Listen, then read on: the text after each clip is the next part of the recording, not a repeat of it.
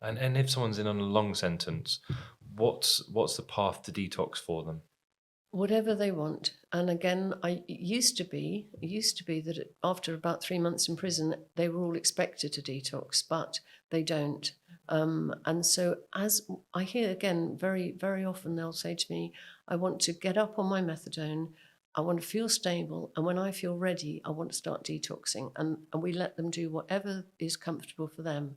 And sometimes they'll try and detox quite quickly, or sometimes they'll go very slowly. But whatever they want to do, we will accommodate. Because with withdrawal, what are the typical withdrawal symptoms? Well, from heroin, they get terrible abdominal cramps, sweats, shakes, can't sleep, diarrhea, vomiting, a bit like, I suppose, a horrible flu as well. They just aches all over. So, I mean, physically, it's a painful, horrible process. Have you ever had to deal with a mother and baby, and when the baby's born, they've had to go through those withdrawal symptoms? It'd be very, very unusual for a baby to be born in prison. But so mostly, if a baby is born to a woman who's using drugs, the baby will be delivered in hospital, and then will be looked after by a paediatric team to help the baby with any withdrawal symptoms that the baby might suffer. And obviously, if the mother's withdrawing, they would look after withdrawal from the mother.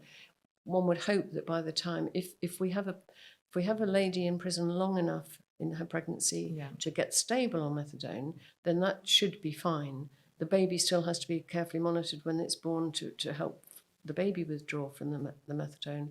The worst is if, which I find, again, extremely upsetting, as I saw on last Sunday, a woman is first time in prison, 36 weeks pregnant, on heroin. So to get her stable and make sure she doesn't suddenly go into labour and that the baby will be safe is very worrying. And to me, to send a woman to prison at 36 weeks or so into her pregnancy, I find that really hard to get my head around. Yeah. And something that most people won't know is that Bronzefield has a mother and baby unit. Yes. So what's that used for? If a woman has a baby while in prison, there's very strict criteria as to which women are allowed to stay in the mother and baby unit. And there's 12 rooms for 13 babies. There's the twin room apparently as well. So 12 rooms, 13 can accommodate 13 children. They can stay there up to the age of 18 months. And that's only for, I say, if women pass certain criteria and are allowed to keep their babies. And anybody that has their baby that isn't allowed in the mother and baby unit obviously will have their baby, and then the baby will be either taken into care or looked after by social services, or maybe taken on by another family member. But so there are literally only 12 rooms, but it's a wonderful unit, and they have a lot of support in there with health visitors and nursery nurses, and the huge support actually. But it's, again, very upsetting if the mother's sentence goes beyond the 18 months and then they're separated from their children. It's an unpleasant side of life to think of having to start life in prison, I think. And this might be something that's not within your remit as the doctor, but you mentioned there being criteria. What happens if the mother doesn't meet that criteria? Does she leave the prison to have a baby, or she'll have the baby in hospital, come back to prison, and then the baby will be looked after elsewhere. Right. But she'll come back. To prison without her baby, and of course that can be very, very upsetting for them. Yeah, I can't imagine. Amanda, in this podcast series, we're looking at a fictional character by the name of Kelly, who works in the city, young woman who started taking drugs and is given a prison sentence for driving under the influence of drugs and possession of drugs. And she's sent to Bronzefield prison. What would be the first interaction you have with her when she enters the prison? My interaction would be seeing her in reception when she arrives. So all the prisoners arrive and are seen in reception by the nurse. Obviously, they're seen by the prison officers, property sorted out. Then they're screened by the nurse. The nurse will go through the routine questions, usually check their urine for any sign of infection or whether they're pregnant, etc., or obviously screen for drugs.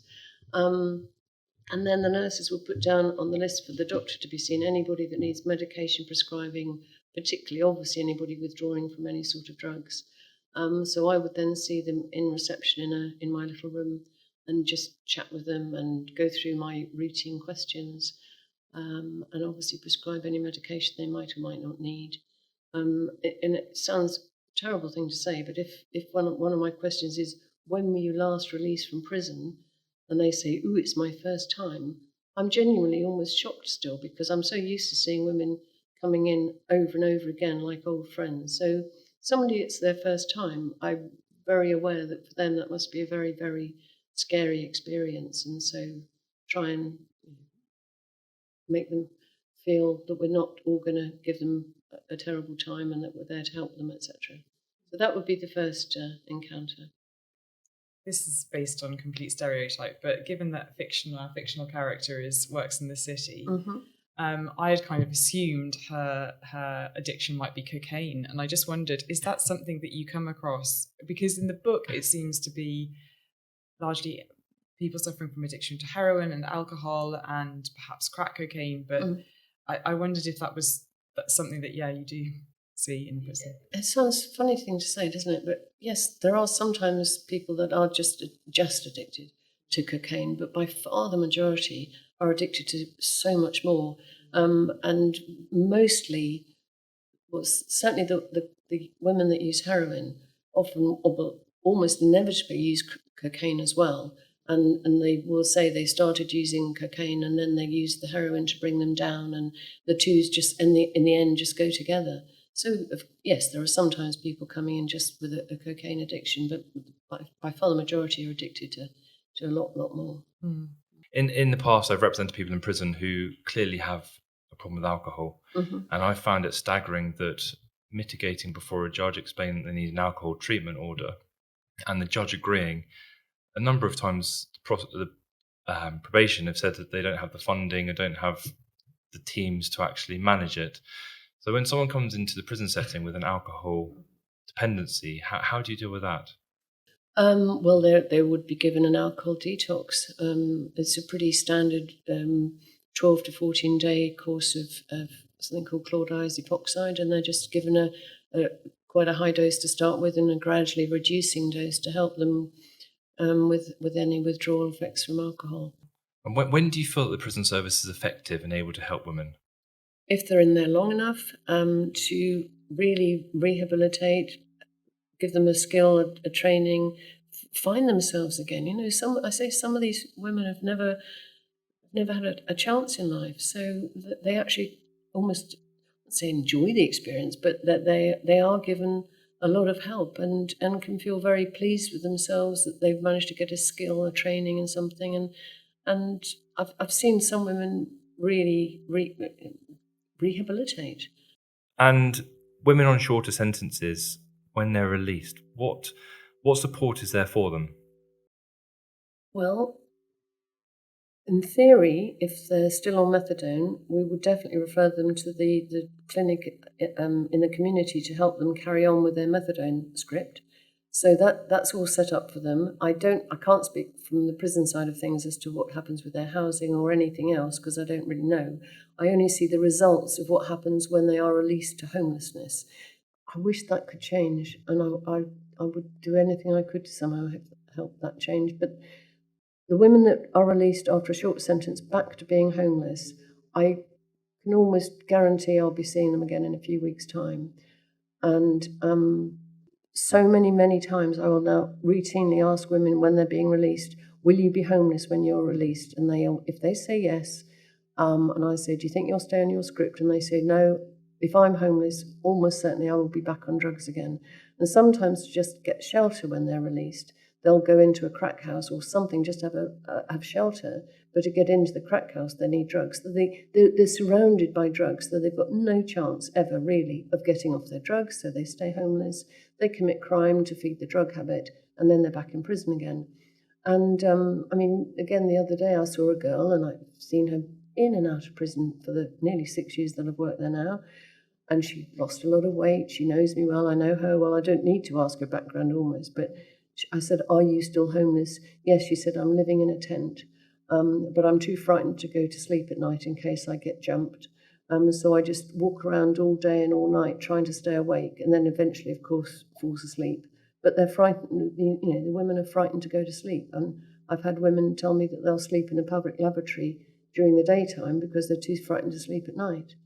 I mean, I wonder as well that there is this kind of, that it all seems so very connected. You've got women that have, maybe experienced abuse or coercive controlling behaviour. So you speak in your book about some women almost feeling like this is the first time that they feel safe, ironically, once they're in prison, if they have been in particularly toxic relationships before they arrive there. So then they leave and they have the option of going either returning to something like that, choosing a new or different path, and then perhaps resulting in them being homeless and then being forced into, as you say, maybe for shelter purposes, but just kind of feeds the cycle. Yeah, I mean, it's funny the things that stick in my head. And when early on in working in Bronzefield, when this woman said to me, it's the first time she'd felt safe in bed for 7 years. I mean, and this is the thing I hear. Although that story never left me, but I hear that, again and again. And it is very scary. And there was a young girl I saw recently, and she used to almost be proud of the fact that she had what she referred to as a sugar daddy. So somebody a lot older than her that was supplying her with drugs, so she didn't have to pay for them. And recently I saw her again, and she was in a real mess. And I said, "What's changed?" She said, "He started abusing me." And she then showed me that he recently punched her front teeth out. And she said, "I've got to come back to prison to save my life to get away from him." And there are charities and organisations such as the Anwym that wonderful. look after women and look at the underlying issues. Have you come across the Anwym project? I have, and it was an incredible privilege to go and visit Anwym I think a year or two ago, because somebody that works there read my first book and really wanted me to go and meet them and look at what they're doing for women. And so I had the most wonderful day with them. And they're an extraordinary organisation, and I was hugely impressed by what they do. And I just wish Anwym were everywhere and helping people that need the help that this one, if relatively small place can offer. It's just remarkable. So, if only we had more places like Anwym. Because so often prison isn't the right place for the women. No, I mean it was an absolute joy to see what they do there and meet the people and see the women that are benefiting from the help they're getting there. Yeah, I if only there were more like it. And have you ever seen someone in prison who has come in who's actually read your book? Yes, I have actually, and it's really quite sweet, and they think it's great because I'm sort of telling their story, and they think it's lovely, and I've even had a few hugs, which is lovely too. And it's so important that someone does tell their story. Oh gosh, because yes. to the general public, lots of prisoners are just statistics. No, it's lovely actually. It's created quite a nice bond for me with a lot of the women there. Yeah.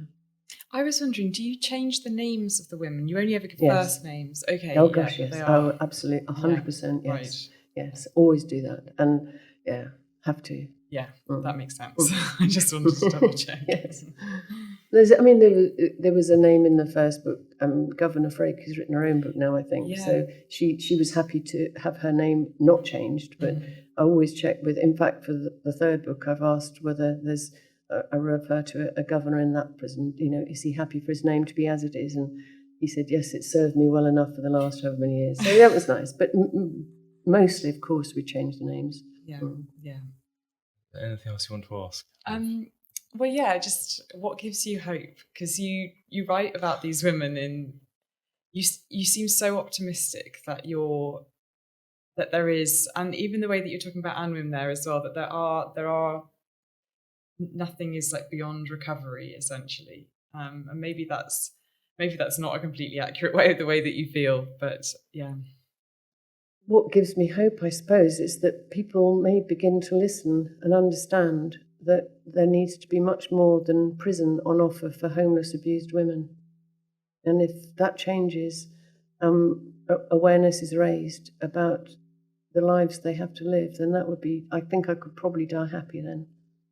Well, Amanda, thank you so much for coming in and joining us on the podcast. Oh, thank you. It's been lovely Yeah. to talk to you and learn a bit more about you and about the work you do for the vulnerable women in Bronzefield. Oh, thank you so much.